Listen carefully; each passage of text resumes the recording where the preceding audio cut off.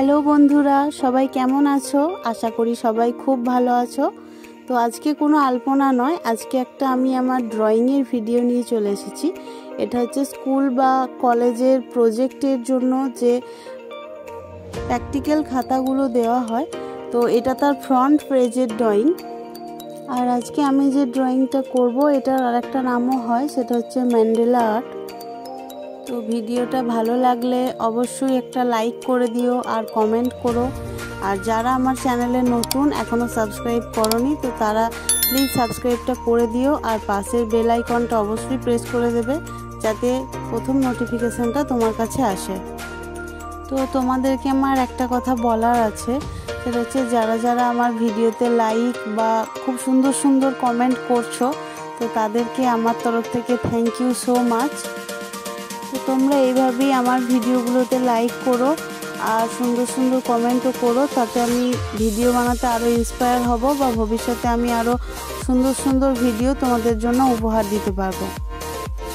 তো আজকে আমি যেটা করছি, তো এটা একটা বোন তার কলেজের জন্য আমাকে অর্ডার দিয়েছিল, তার কলেজের প্র্যাকটিক্যাল আছে, সেই জন্য ফ্রন্ট পেজ বানাতে বলেছিল।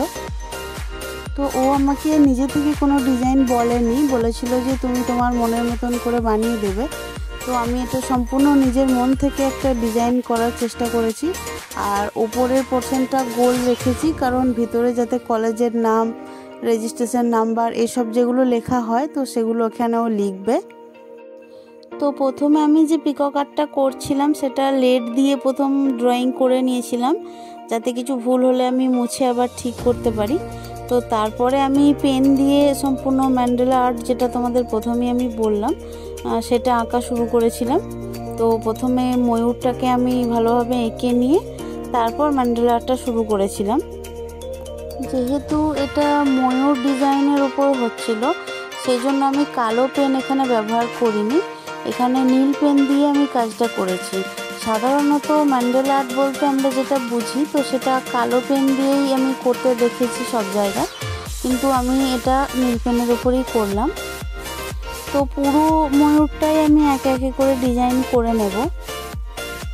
আমি যতক্ষণ এই ডিজাইনটা এঁকেছি, তো সম্পূর্ণ ভিডিওটাই আমি তোমাদের জন্য রেখেছি, কারণ হচ্ছে যারা একটু শিখতে চাইছো প্রথম থেকে, তো তারা যাতে আমার ভিডিও দেখে শিখতে পারো, বা আমার ভিডিও যদি কোনো ভুলও হয়, তো যারা এই আর্টটা সম্বন্ধে সম্পূর্ণভাবে জানো, তো তারাও যাতে আমাকে নিজের ভুল ত্রুটিটা একটু আমাকে ধরিয়ে দিতে পারো, সেই জন্য আমি না কাট করে পুরো ভিডিওটাই তোমাদেরকে দেখানোর চেষ্টা করেছি।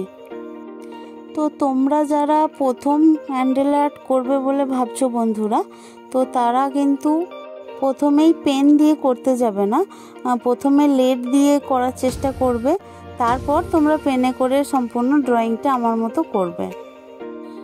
তো তোমরা যারা যারা ভাবছো যে মাটির থালায় আলপনা দেবে, তো আমার চ্যানেলে তার ভিডিও করা আছে, আমি ডেসক্রিপশানে তার লিংক দিয়ে দেব, সেখান থেকে তোমরা ভিডিওগুলো একটু দেখে নিও।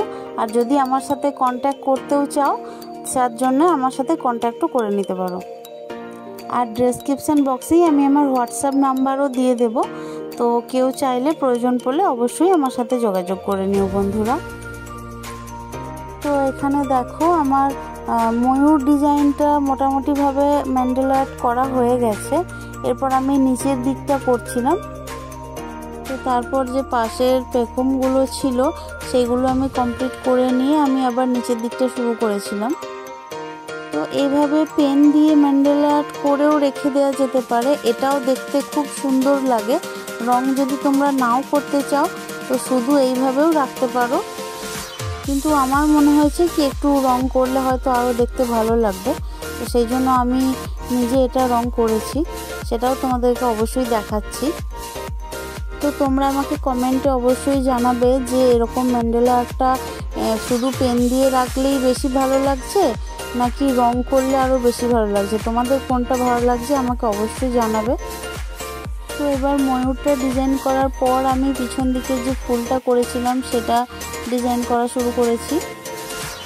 তো এইরকম বিভিন্ন আর্ট বা ডিজাইন, ড্রয়িং বা আলপনা, তো সব কিছুই যাই বলো আমার ছোট থেকে খুবই ভালো লাগে।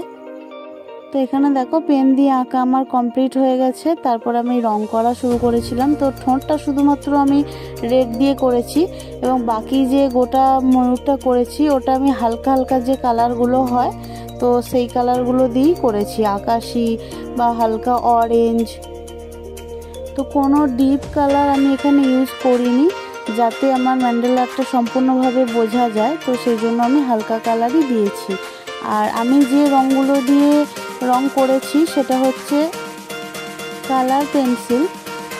তো তোমরা যারা ড্রয়িংয়ে একদম নতুন তো তারা এই কালার পেন্সিলটা ইউজ করতে পারো, এই জন্যই যে এটা যদি ভুলও হয়ে যায়, পেন্সিল স্কেচ করার পর আমরা যেমন মুছতে পারি ইরেজার দিয়ে, তো এই রঙগুলোও কিন্তু ইরেজার দিয়ে সম্পূর্ণভাবে মোছা যায়। তো তোমরা যদি কোথাও ভুল রঙও করে ফেলো, তোমরা ইরেজার দিয়ে সম্পূর্ণভাবে মুছে ফেলতেও পারবে।